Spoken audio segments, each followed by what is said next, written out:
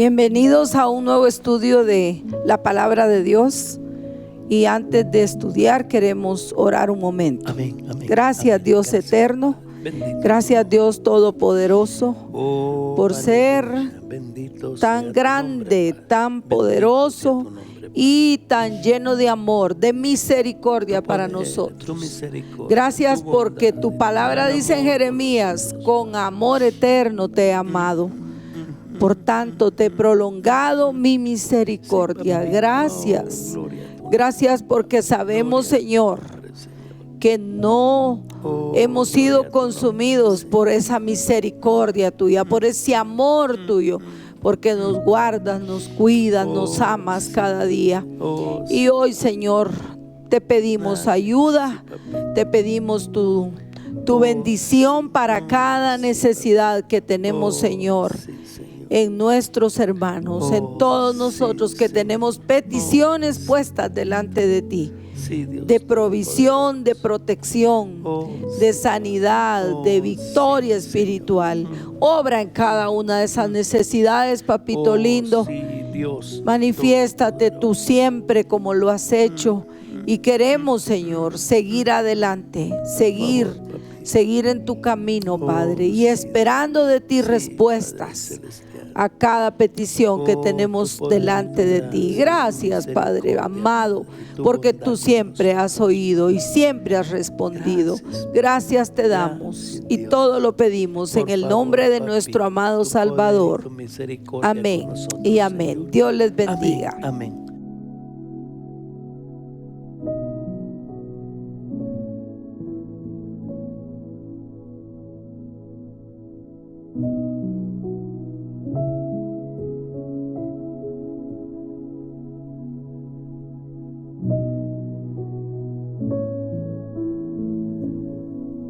Dios los bendiga, mis amados hermanos. ¿Qué tal, hijo? Buenas noches, hermanos. Dios les bendiga. Buenas noches, papi. Dios te bendiga. Estamos agradecidos con el Señor, bendecidos, ¿Mm? agradecidos porque nos da el privilegio de poder estudiar su palabra. Y estamos bendecidos porque Él ha hecho cosas grandes a través de su palabra con nosotros. Su palabra es verdad, su palabra es vida, su palabra limpia, su palabra alumbra. Amén. Su palabra sana. Mis amados hermanos, si a los cristianos nos quitan la palabra de Dios, nos quitan el sustento de nuestra fe. Nos quitan el sustento de nuestra fe. Ahora, y si esta palabra de Dios, sí, pero se le colaron algunas cosas ahí. Mire, hermano, yo estaba tomando agua unos días aquí atrás en un vaso de aquí de la casa, pero tenía una orillita quebrada. Sí, pues. Y yo dije, esta orilla la quebré yo cuando estaba echándole agua al vaso. Y si la quebré yo, el pedazo de chaya cayó adentro, sí, o cayó afuera. Y si cayó afuera no hay problema, pero y si cayó adentro y yo me lo trago, sí. ¿Sabe qué hice? Mejor tiré el agua. Ahora, mi amado hermano, si a mí me dicen, sí, hay algunas cosas, sí, Dios detallitos, tan bello, Dios tan lindo, habló ahí, pero no, mi amado hermano. La fe que nosotros tenemos es una fe revelada. ¿Qué quiere decir? No la estamos construyendo nosotros, ni descubriendo nosotros, sino está en la palabra de Dios, y como dice la Biblia hay que hacer, punto.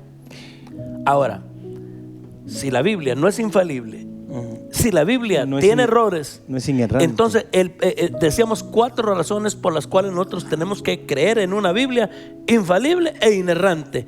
Y la primera, mi amado hermano, es para respetar el carácter de Dios. ¿Por qué? Porque está basada en el carácter de Dios. Correcto. Dios no miente. Hebreos 6:18, Tito 1:2. Ahora, una cosa que las versiones de la palabra del Señor ayudan al estudio de la Biblia. Pero muchos de los que han empezado a hacer tantas versiones ahora, el interés de ellos no es ayudarnos muchas veces, es venir y como la Biblia tiene errores, entonces venimos y tratamos como de andar parchándole y metiéndole cositas y poniéndole. Entonces yo sé que uno a veces lee cosas acá, digamos, yo miro a mis hijos leyendo en la versión del 60, ¿va? Y estaban leyendo Jueces, uno de ellos.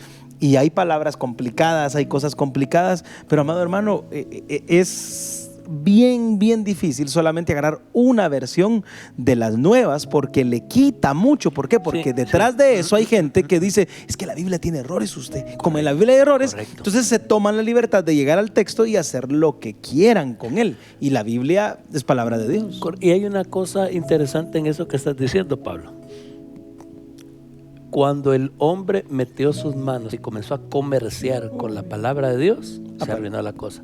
Mire, pues, por ejemplo, yo me recuerdo una editorial que aquí entre nosotros los latinos era la editorial más fuerte que producía Biblias, que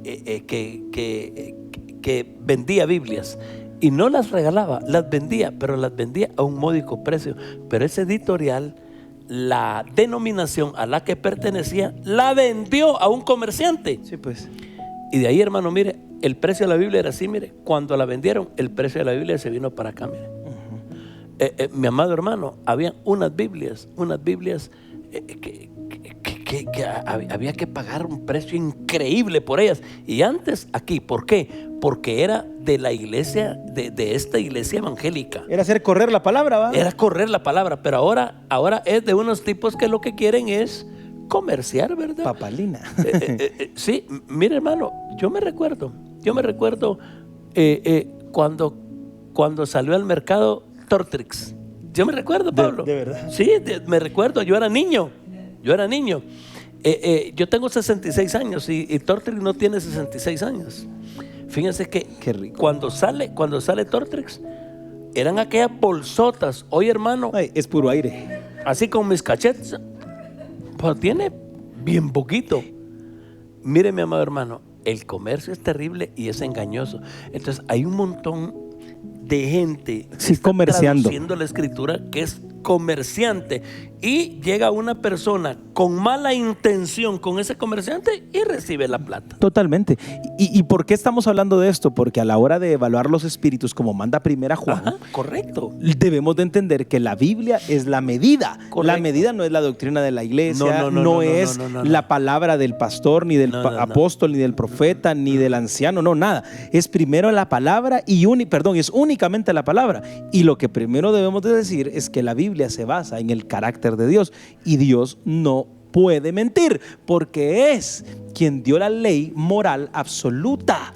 Sí, mire pues, dice la Biblia, varón y hembra los creó. Punto.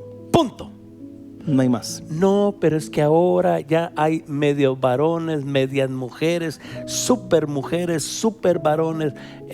Papito, el problema cuando yo no creo en lo infalible y en lo inerrante de esta palabra, que comienzo a darle lugar a todo ese montón de boberías.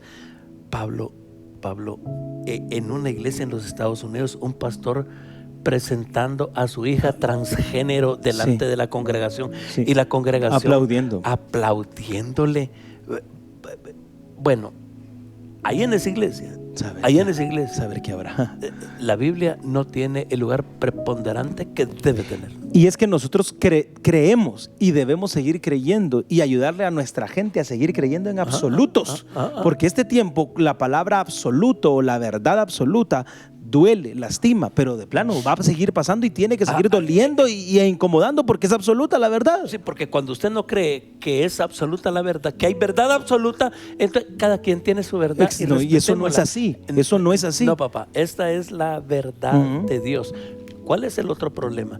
Porque si Dios se equivoca, entonces no es omnisciente. Y Dios lo conoce.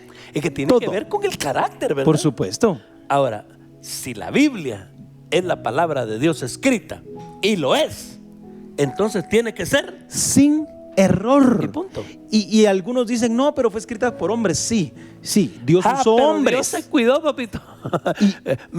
Pablo, ¿quién hizo el arca? Sí, hombres.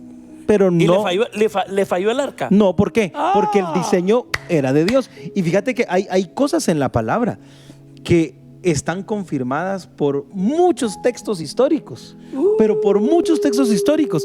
Y la gente que intenta ir contra la palabra trata de menospreciar eso. Pero si aparece un loco escribiendo una bobería, ahí sí le aplauden. ¿Por qué? Porque el problema es que la Biblia se mete con su moralidad, se mete con la exigencia de santidad. Por lo tanto, quieren desvirtuar la palabra, pero esta Biblia es santa, es perfecta, es palabra de Dios. Hay una caricatura de un personaje que se llama Los Simpson, ¿verdad? Ahorita que acaba de pasar ese accidente del barco, de ¿cómo se llama ese lugar? De Baltimore. De Baltimore. Hermano, ya en una caricatura de Los Simpsons Había pasado algo. había como pasado eso, como eso. Ay, los Simpsons son proféticos, y el montón de gente poniéndolo. Ay, papito, y usted ya se ha dado cuenta que todo lo que la Biblia ha profetizado se ha cumplido perfecta al 100% y al pie de la letra. Pero eso sí, pero es que lo escribieron hombres. Sí, y fíjate que es bien interesante cómo en este tiempo eso ofende más. Correcto. Y ahí es donde nosotros como cristianos debemos de entender que como ofende, no nos vamos a quedar callados. Tenemos que seguir haciéndolo porque el evangelio va contra la cultura, va contra todo lo demás. Y hay una cosa bien linda, fíjate, Pablo. Digamos, por ejemplo, el profeta Daniel, hablando de Grecia cuando Grecia no existía. De Roma. Hablando del imperio romano cuando el imperio romano no existía. Hablando del imperio persa cuando el imperio persa no era nada. Y entonces, ¿qué es lo que hacen? No, es que fíjense que Daniel no escribió en ese tiempo. Daniel escribió después de que el imperio romano. Ahora, ¿quién dice estableció. eso? ¿Qué estás diciendo? Supuestos hijos de Dios, supuestos cristianos. ¿Por qué? Porque no pueden creer que este libro es perfecto. No fueron enemigos de la iglesia los que comenzaron a dudar. Exacto, eso es lo terrible. De la veracidad de Daniel. Qué triste, mi amado hermano.